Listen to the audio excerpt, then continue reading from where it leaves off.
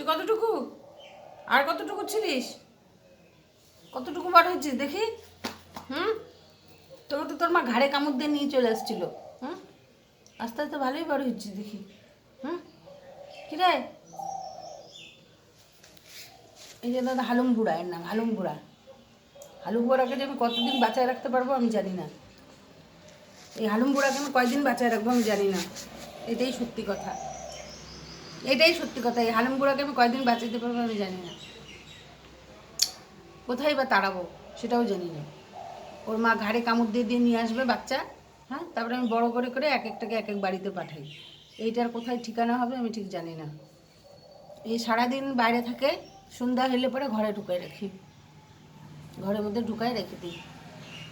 কারণ এই হালুম বুড়াকে খাওয়ার জন্য আমাদের বাড়িতে আর একটা হালুম আছে, যাকে আমি সন্ধ্যাবেলা ছাড়ি না বাবা। তোমাকে মারার জন্য আর একটা হালুম আমাদের বাড়িতে আছে। আসো। কী হয়েছে? তোমার মা কোথায়? ও হালুম বুড়া, তোমার মা কোথায় বাবা?